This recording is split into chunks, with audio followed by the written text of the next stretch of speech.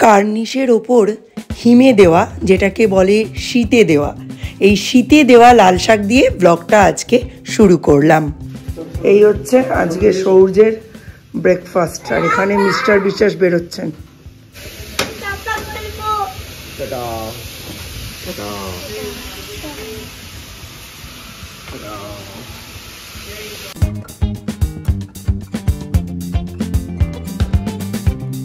ইদানিং খাওয়া নিয়ে খুব ঝামেলা, তাই সব থেকে ইজি খাবারটা দিয়েছি যাতে তাড়াতাড়ি হজমও হয় আর তাড়াতাড়ি একটু পটিটাও ক্লিয়ার হয়ে যায়।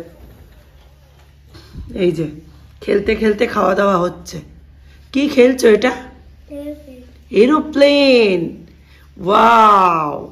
ওই দুধ, কলা, গুড়, এটা কিন্তু খুব হেলদি একটা ব্রেকফাস্ট, মানে একদম আমাদের বাঙালিদের ছোট্টবেলার অভ্যাস এগুলো খাওয়া। আর রাতে খই দুধ তো খুবই ভালো, মানে এখন যেই ওটসের এত প্রচলন হয়েছে, যখন ওটস এত ছিল না, ওটসের পরেই যদি হাই ফাইবার কিছু থাকে সেটা হচ্ছে খই। খই দুধ রাতে যারা খেয়ে শোবে তাদের প্রচণ্ড কোষ্ঠকাঠিন্যর যে সমস্যা সেটা চলে যাবে। সৌর্যকে তাই রাতে দিই না, বাট সকালে ওকে একবার করে দেওয়ার চেষ্টা করি, মাঝে মধ্যে দিই। এর আগের বারে দিয়েছিলাম, খাইনি, তখন মানে মিক্সিতে একটু আধা ভাঙা করে দিতে হয়েছিল। এবারে দেখছি পুরোটাই খাচ্ছে, আর কিছু বলছে না। আজকে সৌর্যের টিফিনে এই যে বেসন চিলা, বেসন আটা, বেসন ময়দা, চালের গুঁড়ো, দুধ, ডিম, ওই প্যানকেকের মতোই আর কি।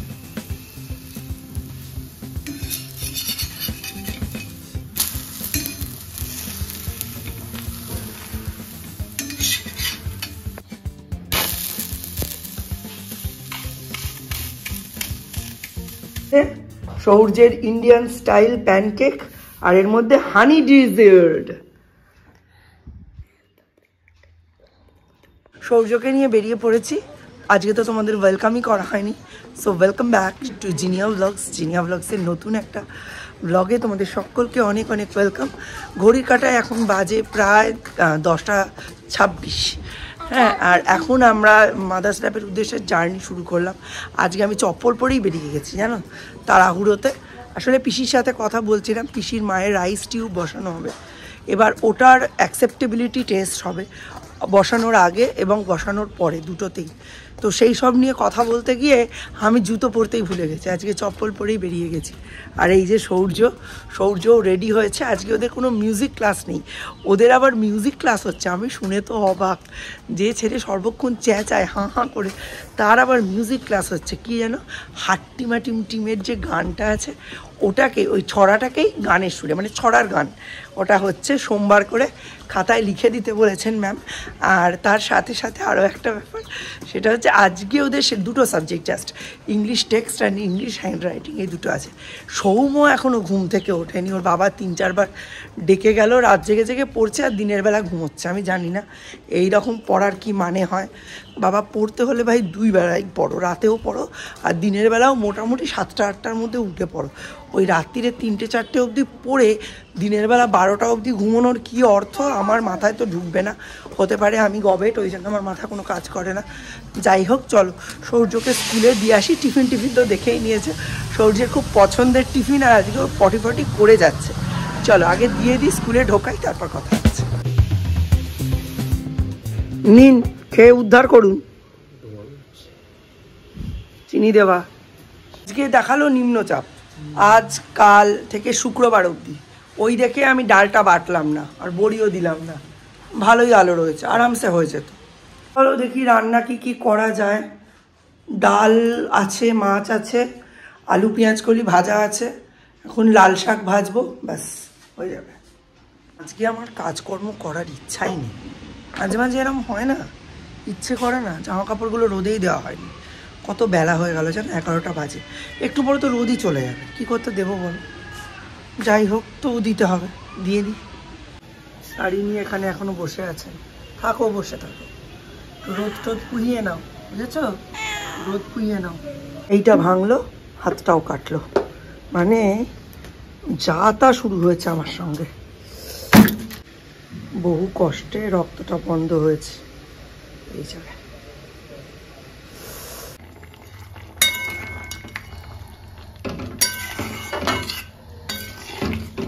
আজকে একটা দারুণ জিনিস দেখছিলাম, ওই অযোধ্যায় যে রামলালার মূর্তিটা প্রতিস্থাপন হয়েছে সেই মূর্তিটা নিয়ে একটা বিতর্ক তৈরি হয়েছে। মানে বিতর্ক ঠিক না, একটা কনফিউশন।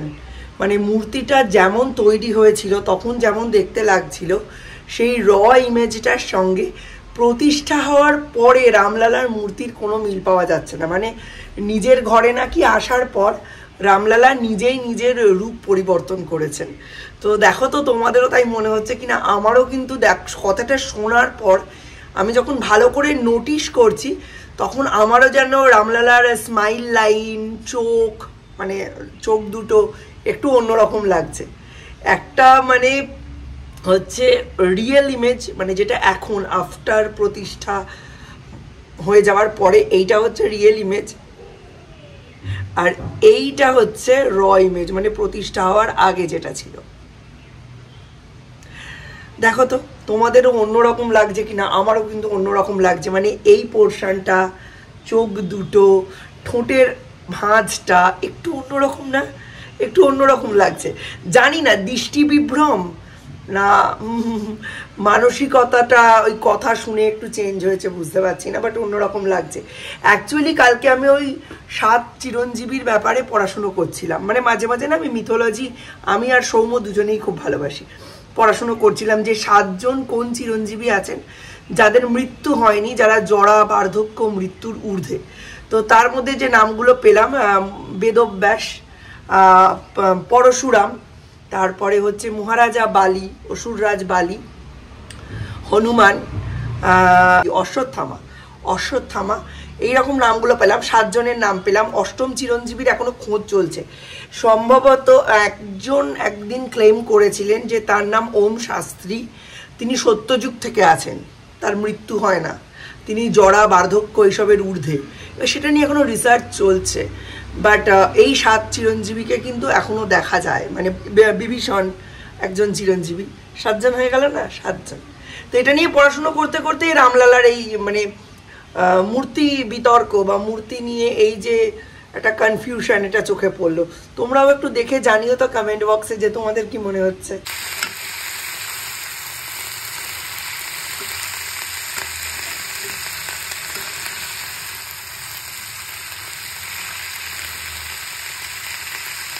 দীপ, আমাদের ব্রেকফাস্টটা দেখিয়ে দে। মালপোয়া তাও একটার সময় ব্রেকফাস্ট করছি আমরা, কিচ্ছু করার নেই। রোজ রোজ এই আখের রস খাওয়া নিয়ে ঝামেলা। 20 টাকা গ্লাস করেছে, প্লাস্টিকের ছোট গ্লাস 20 টাকা। হ্যাঁ, 10 টাকা নাকি ওরা তুলে দিয়েছে। আর দীপ এদিকে সৌর্যকে নিয়ে কিছুতেই মানে এড়িয়ে আসতে পারে না। দীপ কিছুতেই সৌর্যকে নিয়ে এড়িয়ে আসতে পারে না। এইবার কি হয়, প্রত্যেক দিন যদি 20 টাকা করে আখের রস খায়, বাজেটের তো বাবা মা হয়ে যাবে। ওই জন্য আমি যাচ্ছি, লাস্ট মোমেন্টে ডিসিশান হয়েছে, নইলে দীপই যেত। আর কি, বাচ্চাদের স্কুলের সামনে সিস্টেম করেছে আখের রসের, এদিকে 10 টাকা নেই, সব 20 টাকা। কে খাবে? কেউ খাবে না। কোন বাচ্চা 20 টাকার আখের রস পুরো শেষ করতে পারে? কেউ পারে না। ফালতু। 2-1 দিন অ্যাভয়েড করলে আপনি আস্তে আস্তে আবার 10 টাকার গ্লাস ব্যাক চলে আসবে। আর এলাম, আজকে আখের রস নেই এখানে, চলো যাই। মিস খুব বকেছে কেন? তুমি দুষ্টুমি করেছিলে? কিরম দুষ্টুমি করেছিলে? বদমাইশ, তুমি অনেক দুষ্টুমি করেছিলে, আমি জানি ভালো করে। হ্যাঁ, গুড, টাটা করে দাও।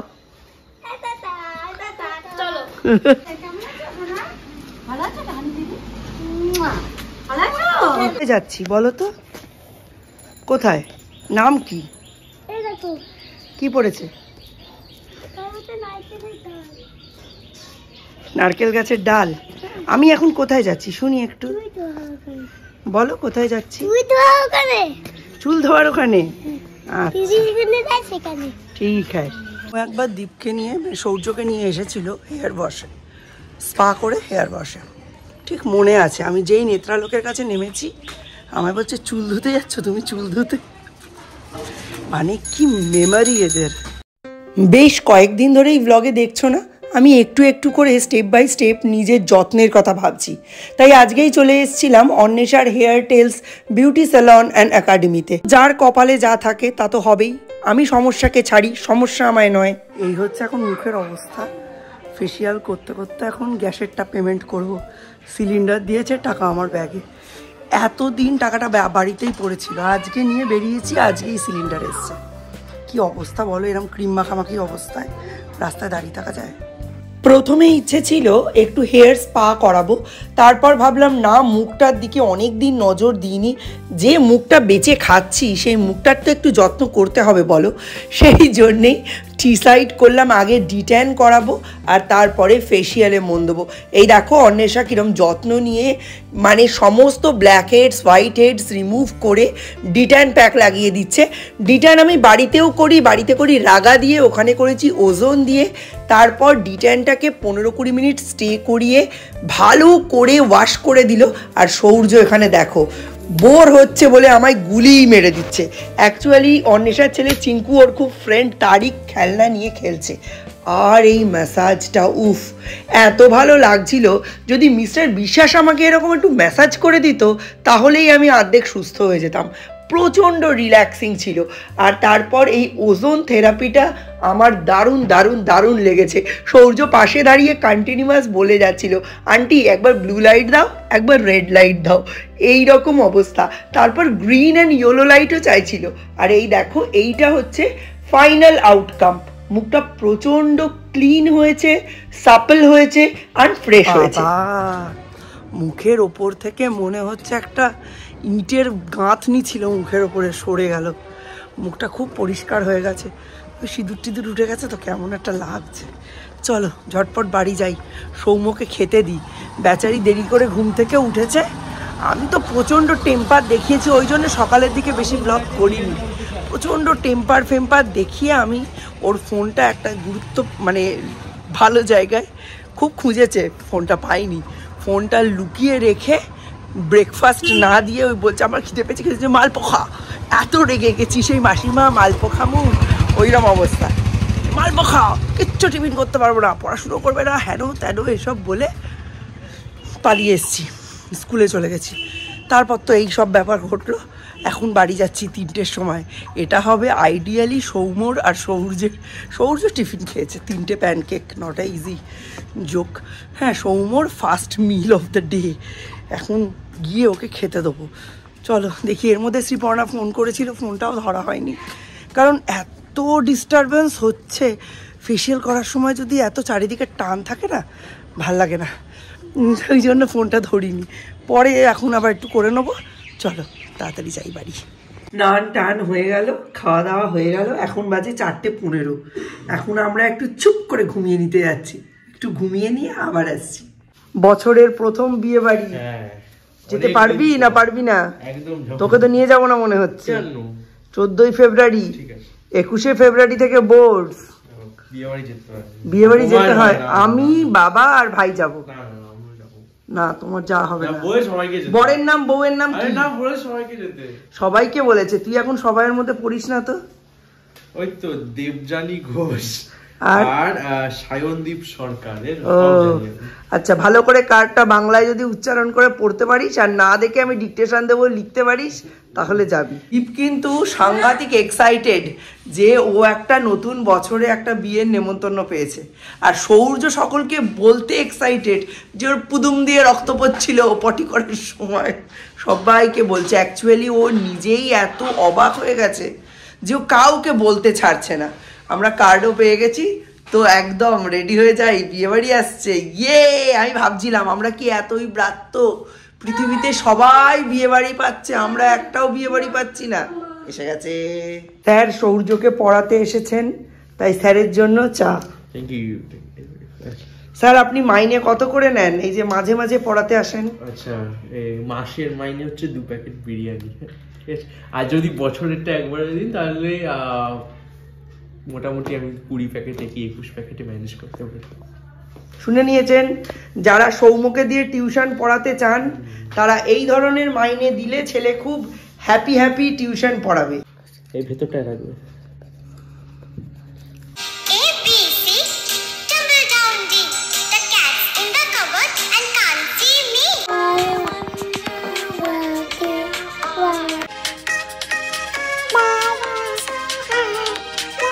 চলো সৌর্যকে পড়ানো শেষ, আর এখন টেবিলটার অবস্থা যদি তোমাদের দেখাই তোমরা অবাক হয়ে যাবে। এই দেখো, বই, আলু, সব কিছু, এই আলু দিয়ে কাউন্টিং শেখানো হচ্ছিল, এইগুলো রয়েছে। আর এইগুলো সব হচ্ছে সৌর্যর টিফিন, এই সৌম্য এনে লাট করলো।